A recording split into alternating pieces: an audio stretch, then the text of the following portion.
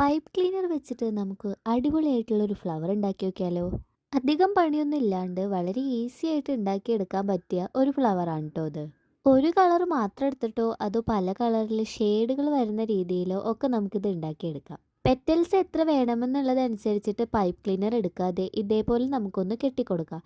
എന്നിട്ട് ഇങ്ങനെ ഓരോന്ന് ഇതളായിട്ട് വിടർത്തി എടുത്തിട്ട് ഇങ്ങനെ ചുരുട്ടി ചുരുട്ടി വെച്ചാൽ മതി കേട്ടോ. നമ്മുടെ പെറ്റൽസ് റെഡിയാണ്.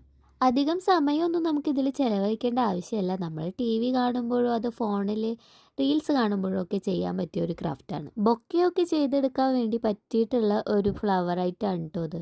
ഫ്ലവർ ഉണ്ടാക്കിയതിന് ശേഷം പിന്നെ അതിൻ്റെ ലീഫും സ്റ്റെമ്മൊക്കെ ഒന്ന് റെഡിയാക്കി കൊടുത്തു കഴിഞ്ഞിട്ടുണ്ടെങ്കിൽ നമ്മുടെ ഐറ്റം റെഡി ആയിട്ടുണ്ട്.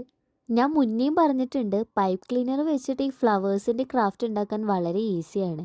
ഇത് കുറച്ചൊന്ന് വാങ്ങി വെച്ച് കഴിഞ്ഞിട്ടുണ്ടെങ്കിൽ നമുക്ക് പലതരത്തിലുള്ള ഫ്ലവേഴ്സായിട്ട് ഇതുണ്ടാക്കി ബൊക്കെ രൂപത്തിലൊക്കെ ആക്കി ഗിഫ്റ്റ് ചെയ്യാനൊക്കെ പറ്റും.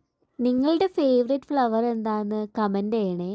ഇതിപ്പോൾ ഉണ്ടാക്കി വന്നപ്പോൾ ഏകദേശം നമ്മുടെ റോസാപ്പൂ പോലെയൊക്കെ ഉണ്ടെന്നാണ് എനിക്ക് തോന്നുന്നത്. നിങ്ങൾക്ക് ഈ ഫ്ലവറിന് വേറെ ഏതെങ്കിലും ഫ്ലവറിൻ്റെ ചായ തോന്നുന്നുണ്ടോ? ഉണ്ടെങ്കിൽ അതും കൂടി ഒന്ന് കമൻറ്റ് ചെയ്ത് പറയണേ. അപ്പോൾ അത്രേ ഉള്ളൂ. വളരെ ഈസി ആയിട്ട് നമുക്കൊരു ഹോം ഡെക്കറോ ബൊക്കെയൊക്കെ ആയിട്ട് യൂസ് ചെയ്യാം ഇതിനി. അപ്പോൾ വീഡിയോ ഇഷ്ടപ്പെട്ട് കഴിഞ്ഞിട്ടുണ്ടെങ്കിൽ ലൈക്ക് ചെയ്യാനും സബ്സ്ക്രൈബ് ചെയ്യാനും മറക്കണ്ട. പൈപ്പ് ക്ലീനർ വാങ്ങുകയാണെങ്കിൽ എന്തായാലും ഇത് നിങ്ങൾ ട്രൈ ചെയ്ത് നോക്കിയിട്ട് അഭിപ്രായം പറയണം. ബൈ.